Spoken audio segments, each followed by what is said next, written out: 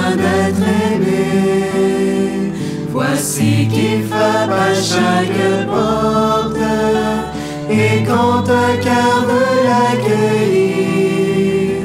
il en fait sa demeure. Bonjour, chers et choisis de Jésus. Aujourd'hui, comme vous voyez, déjà, la création, Dieu fait des merveilles dans sa création, et c'est dans le but de lui rendre gloire que nous nous retrouvons près de ce bel arbre en fleurs. Et j'aimerais faire mienne, ou on pourrait la faire nôtre aussi, la prière que nous retrouvons dans l'agir de Dieu aujourd'hui, qui dit oui, Père, Fils et Esprit Saint, vous êtes trois pour nous aimer. Et puis, moi, j'ajouterais, non seulement vous êtes les trois personnes Trinité pour nous aimer, mais il y a tous les saints et saintes du ciel qui sont là, les saints anges qui sont là pour nous aimer.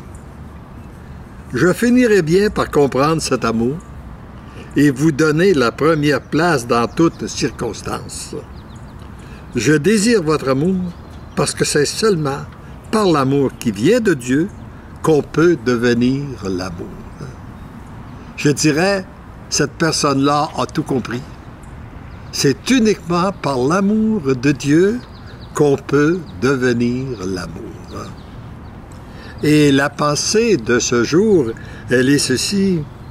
Mon enfant, je souffre que l'amour ne soit pas aimé, que l'amour que j'ai apporté sur cette terre ne soit pas accueilli. Reste près de moi, accepte mon amour, remets-moi tes joies et tes peines, j'en fais mon affaire. Je suis ton Dieu, je t'aime. Alors cet extrait du volume numéro 1, message numéro 28, que vous pourrez reprendre et méditer. Et j'aimerais, ce matin, qu'ensemble, nous puissions faire une réflexion. Peut-être que vous pourrez m'aider par vos commentaires aussi à poursuivre cette réflexion que je faisais en écoutant cette pensée, la pensée de ce jour. Comment il se fait que l'amour que Dieu veut donner sur cette terre ne soit pas accueilli? Comment il se fait que moi, personnellement, je ne réussis pas à accueillir tout l'amour que mon Dieu veut me donner? Qu'est-ce qui bloque en moi? Qu'est-ce qui bloque en nous? Qu'est-ce qui bloque à chacun de nous pour accueillir cet amour? Il y a naturellement, on peut poursuivre sur différentes voies cette réflexion, mais pour moi, je pense que, parce que nous avons tous besoin de cet amour, nous la voulons tous, nous la cherchons tous. J'ai jamais rencontré quelqu'un qui m'a dit, moi, je ne veux pas être aimé, je veux pas l'amour. Moi, ce que je veux, c'est la guerre, la haine, la vengeance, c'est ça. Non, je veux pas ça. Mais comment il se fait qu'on est si nombreux à vouloir cet amour et qu'on n'y arrive pas? C'est une grande question qu'on pourrait analyser pendant longtemps, mais on va tenter ce matin de poursuivre quelques pistes de réflexion.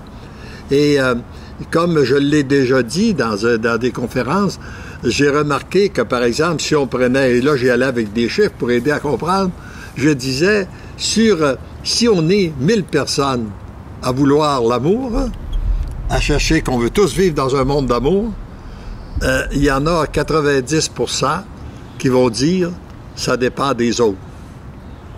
Alors donc, pour vivre l'amour, ça dépend. Si ma femme changeait, ben moi, je pourrais vivre l'amour dans ma maison. Puis la femme, elle a dit, moi, si mon mari changeait, je pourrais vivre l'amour, dans ma maison.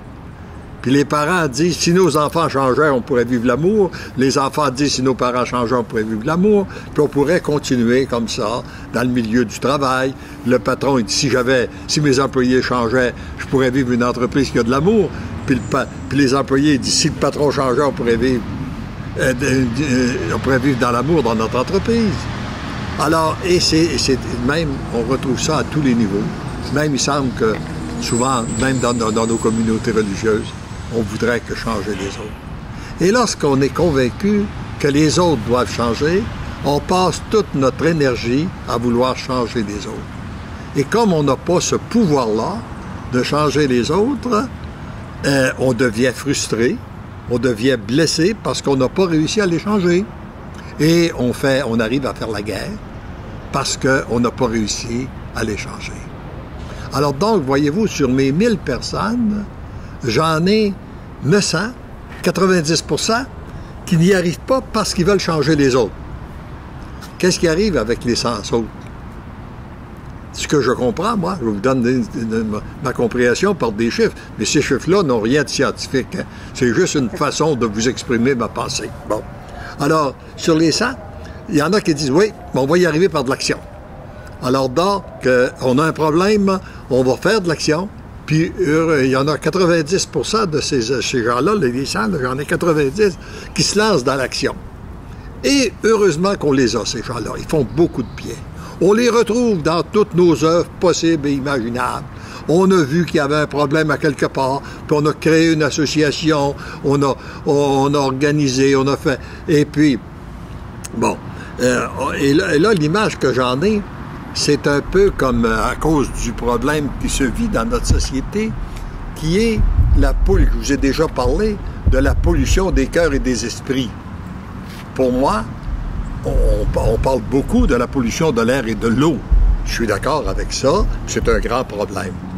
Mais le problème de la pollution des cœurs et des esprits est beaucoup plus sérieux et fait beaucoup plus de dommages que la pollution de l'air et de l'eau. On n'en parle pas. Mais alors ça, c'est un peu comme si on se retrouvait dans un petit village avec une industrie qui pollue. Et tout à coup, personne ne veut attaquer l'industrie parce que tout le monde y travaille, tout le monde prend des bénéfices de ça, et puis ça pollue. Là, tout à coup, on s'aperçoit que nos fleurs sont en train de dépérir. Alors on dit, bon, il faudrait leur aider, il faut aider à nos fleurs. Alors comme on ne veut pas s'attaquer à l'industrie, on cherche un moyen, et on fait appel à on crée une association, on fait appel à des spécialistes pour voir de quelle façon qu'on peut alimenter nos fleurs pour qu'ils puissent survivre à travers la pollution, pour leur faire du bien. Après, ben là, comme la pollution se continue, c'est nos arbres qui sont en train de dépérir. Alors, bon, on a déjà trouvé le chemin, on va créer une autre association, on va faire appel avec d'autres spécialistes pour voir de quelle façon qu'on peut alimenter nos arbres. On va leur faire du bien. Et après, bien, ce sont les animaux qui sont malades. Alors, bien, on crée une autre association pour venir en aide, voir de quelle façon qu'on peut nourrir nos animaux, les alimenter pour qu'ils puissent survivre à travers la pollution. Et après, ce sont les humains, voyez-vous, nous n'y arrivons pas. Alors, on crée une multitude d'organisations pour venir en aide. On fait du bien, mais on n'y arrive pas. Là où je pense que c'est le plus criant pour moi, c'est quand je vois les associations qui font beaucoup de bien dans la prévention du suicide. Mais durant le temps qu'on sauve un jeune du suicide, on en a peut-être 100 ou 1000 qui sont contaminés par la pollution du cœur et des esprits, qui sont aux prises avec des problèmes de drogue, de sexe, d'alcool et tout ça, et qui vont devenir des sujets suicidaires plus tard. Alors voyez-vous, c'est qu'on n'a pas... Pour employer ma vieille expression d'habitant, là, je dirais, nous tenons le taureau par la queue au lieu de le tenir par les cornes. Et on se fait aider. Bon, il m'en reste 10, et sur les 10, j'en ai 9 qui disent non. C'est pas par l'action, c'est parce que si on devenait des êtres d'amour. Puis ils ont raison. C'est si nous devenons des êtres d'amour, c'est là que l'amour va pouvoir circuler sur la Terre. Mais là, j'en ai encore 90%, soit 9, qui disent ils veulent y arriver par eux-mêmes. Des gens bien intentionnés, on les retrouve souvent dans le Nouvel Âge, dans lequel, par eux-mêmes, ils espèrent devenir des êtres d'amour, puis n'y arrivent pas. Ils ne sont pas branchés sur les bons anges, et souvent se font plus de tort que de bien. Et il nous reste une personne qui donne son oui au Seigneur. Ça, c'est le oui de la Vierge Marie, dont nous célébrons nous terminons un mois spécial à elle, là, qui a changé la face du monde. C'est le oui des premiers apôtres, c'est le oui des saints, des saintes, des martyrs qui ont passé dans l'Église depuis 2000 ans. Et on pourrait dire, plus près de nous, on pourrait parler des saints comme Jean-Paul II, Mère Teresa, Jean Vanier qui viennent nous quitter, des gens qui ont donné, et puis on pourrait en nommer plusieurs autres, là. Ici le frère André, je pense au petit frère André, qui a tout simplement donné son oui au Seigneur et qui ont fait beaucoup de bien. On s'aperçoit que ces gens-là, après avoir donné leur oui, ils ont fait beaucoup de bien. Ici, c'est juste un oui qui change la face du monde. Pourquoi que ce ne serait pas ton oui? Pourquoi que ce ne serait pas mon oui? Pourquoi que ce ne serait pas notre oui à nous laisser transformer et à se décider pour Dieu et à accueillir son amour? Et là, peut-être que pour continuer, il y a peut-être certains commentaires. J'en ai beaucoup, Léandre, oui. Puis on va juste déplacer la table pour vous mettre un petit peu plus à l'ombre. Ça va permettre de pouvoir vous mettre un petit peu plus à l'aise. Puis je me sois. Ah, c'est comme vous voulez, ça c'est à votre guise. À mon âge, faut dire que j'aime ça m'asseoir de temps en temps. Oui. Donc, Léandre, ici, on a beaucoup de bonjours, beaucoup de gens sont au rendez-vous. Là, j'en ai à peu près 25 en direct. J'ai des gens là, qui, tout au long de ce que vous parliez, nous disent...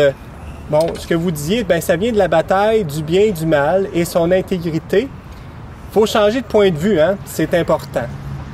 Et puis, il y a quelqu'un qui nous dit en passant bonne fête de l'Ascension, là, parce que ça s'en vient aussi. Oui. Et on a ici Delphine qui nous dit de rester trop bloqué sur les choses terrestres au lieu de regarder à la croix, accepter tout ce qui vient avec. L'amour, c'est de continuer à aimer malgré l'indifférence, malgré le rejet, malgré qu'on n'a pas de retour. C'est cela, de rester l'amour. Ah, c'est beau, c'est beau, c'est beau. Et puis, j'ai aussi Pierre qui dit « L'homme a perdu la nature que Dieu lui a donnée à la création et court après l'accomplissement des objectifs et buts qu'il s'est fixés et qu'il a copiés de la société. Donc, puis j'en ai encore beaucoup d'autres, là, que les gens ont commenté au fur et à mesure. Et les gens réagissent aussi entre eux. Puis merci, hein, il y a Virginie qui dit « Merci, Maman Marie, pour ton fiat, là, pour ton oui que tu as dit. » Oui, et on va lui demander de nous guider et d'aller toucher une multitude de personnes. Il y a peut-être un autre volet, une autre façon que j'aimerais aborder avec vous, la réflexion sur la question d'amour, parce que ce que beaucoup de gens n'ont pas compris, c'est que la source même de l'amour, c'est Dieu. Et c'est uniquement dans une relation qu'on peut avoir avec Dieu qui va venir combler nos besoins. Et si on se coupe de Dieu par le péché, pour différentes raisons, lorsque nous sommes coupés de Dieu, nous cherchons l'amour ailleurs. Nous la cherchons chez les humains, nous la cherchons dans le pouvoir, dans l'avoir, les biens matériels, etc., etc. Et on trouve beaucoup de déception. Et je dirais que ici, lorsqu'on est déçu et lorsqu'on est réellement en manque d'amour, j'aimerais vous dire que pour moi, nous devenons des quêteurs de l'amour. Nous quêtons. La même chose que lorsqu'on manque d'argent. Hein? Par exemple, si on manque d'argent et qu'on quête de l'argent, ben on en a besoin parce que j'ai besoin de me nourrir, je quête. Ben, en quêtant, je peux recevoir, mais il y a bien des gens qui vont s'éloigner aussi de moi, qui ne voudront pas me voir parce qu'ils savent que s'ils me rencontrent, ils vont être obligés de me donner. Et la même chose au niveau de l'amour. Si on manque d'amour, on quête l'amour. Et lorsqu'on quête l'amour, on n'en reçoit jamais autant qu'on pense qu'on en a besoin. Nos besoins ne sont jamais comblés. Et finalement, on finit aussi par éloigner les gens autour de nous. Parce qu'on devient trop exigeant, trop accaparant. Vous avez rencontré de ces gens-là qui sont accaparants, qui nous prennent en captivité puis qui nous demandent l'amour. Alors donc, ils ne cherchent pas l'amour à bonne place. Et finalement, ils reçoivent déception par-dessus déception. Et lorsqu'on a été déçu par le genre humain, on a de la misère à comprendre et accepter dans son cœur que Dieu est amour, tout simplement. Que Dieu n'a pas d'exigence, n'a pas d'attente, Dieu, c'est simplement l'amour désintéressé qu'il nous donne. Et c'est lorsqu'on commence à s'alimenter à cet amour-là qu'on devient comblé. Et là, et tout à coup, là, on n'est pas obligé de l'acquitter parce que d'abord, on reçoit l'amour de Dieu. Et tout à coup, on s'aperçoit qu'on reçoit plein d'amour par les gens autour de nous. Parce que c'est une appréciation. Ça peut être par un enfant, ça peut être en regardant, on reçoit l'amour ce matin en regardant la beauté de sa création, son amour, on lui rend grâce. Et plus on reçoit de cet amour-là, bien plus on peut la donner. Et si on donne de l'amour à quelqu'un avec l'idée d'avoir une reconnaissance, une appréciation et tout ça, je dirais, c'est pas un amour tout à fait gratuit, puis on peut avoir des déceptions. Mais quand on donne sans rien attendre de retour, je donne complètement parce que je sais que cette personne-là, moi je reçois l'amour de Dieu, puis comme j'ai reçu, je veux donner au suivant, eh bien, plus j'en transmets, plus j'en reçois. C'est quelque chose, parfois, qui est difficile à comprendre, qu'on n'est pas toujours conscient, mais plus je vais en donner, plus j'en reçois. Alors, si, toutefois, on s'aperçoit qu'on manque d'amour, moi, je pense qu'il y a deux places où on doit regarder. Est-ce que j'accueille l'amour de Dieu? C'est d'abord ça. C'est d'abord cet amour-là qui va venir me guérir de mes blessures, de mon manque, etc., etc. Et puis, après ça, bien, est-ce que j'en donne assez autour de moi? Est-ce que je peux m'appliquer au lieu de critiquer les autres? Est-ce que je peux les aimer? Tout simplement. Leur dire que je les aime sans vouloir les changer. Ils sont comme ça. Bon. Ils sont différents de moi. Ils sont complémentaires à moi. Accueillir les autres comme ils sont. Accueillir aussi les événements qui se présentent à nous. Parce que parfois, on est contraint dans des choses qu'on ne voudrait pas, mais on a, sur l'accueil, ça a toute une autre signification. On pourrait peut-être avoir un petit peu d'autres commentaires. Je sais pas si tu peux Oui, ben j'ai une petite question là, de Quentin qui disait « Je suis bien d'accord de dire mon oui, mais ça veut dire quoi? J'ai du mal à comprendre comment... » Oh, je l'ai perdu. Mais en tout cas, il a du mal à comprendre comment ça se dit un oui, en fait. Là. Ouais. OK. Ben, il y a différentes explications qu'on peut répondre à ça, là.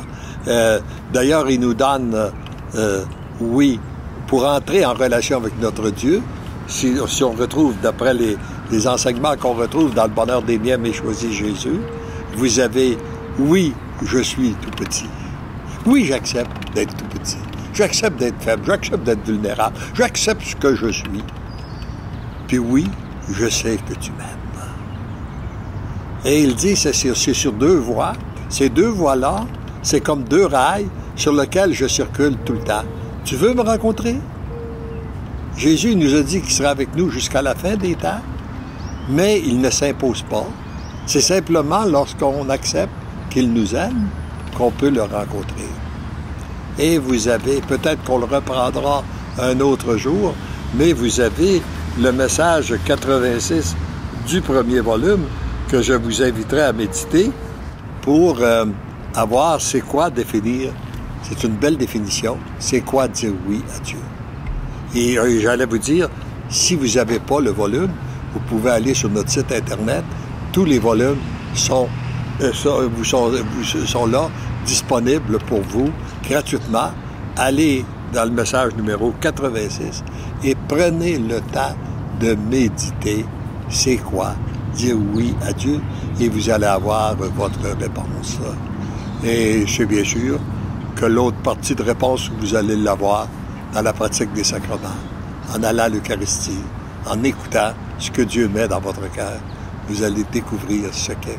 Et ça, je pense qu'on n'a jamais fini de le découvrir. Il y a toujours des découvertes à faire. Et je dirais que sur le plan de la foi, c'est pas important de savoir où nous en sommes. Ce qui est important, c'est de prendre la bonne direction. Et lorsqu'on commence à donner notre oui, lorsqu'on désire donner notre oui, même si on a l'impression qu'il n'est pas ce qu'il devrait être, bien, on donne à Dieu notre désir pour qu'il en fasse son agir. Est-ce qu'il y a d'autres commentaires que tu aimerais nous souligner? Il y a peut-être une autre question, Léandre. Il y a Sylvain qui dit « La prière et la vie de foi ne me comblent pas totalement. Il me manque toujours quelque chose. Est-ce normal de toujours sentir un vide intérieur? » Bon, une bonne question. une grande question. J'ai pas la prétention d'avoir toutes ces réponses-là. Moi, ce que je crois, c'est que c'est peut-être que le oui n'est pas total. Moi, je vérifierais d'abord dans un premier temps si le oui est total, est inconditionnel, qui est irrévocable. Parce que trop souvent, dans notre relation avec Dieu, on voudrait avoir les grâces de Dieu avant de lui faire confiance. Puis j'ai remarqué, moi, il me paraît que c'est l'inverse. Il faut que je fasse un plongeon dans la foi. Il faut que je lui donne mon oui sans rien ressentir, sans rien recevoir, même avec ce vide-là, et lui dire oui. Si c'est ça, Seigneur, que tu veux que je vide le vide, je te dis oui. Ça me fait penser à une dame, après avoir donné une retraite en France, où la dame vient me dire, « Monsieur Lachance, quand on a donné tous nos oui au Seigneur puis qu'il ne se passe rien, qu'est-ce qu'on fait? » Je lui ai répondu, « Mais madame, si vous avez donné tous vos oui au Seigneur, pourquoi faut-il qu'il se passe quelque chose? Peut-être qu'il vous en manque un, celui qui ne se passe rien. » Voyez-vous comment on peut être subtil dans notre façon avec le Seigneur?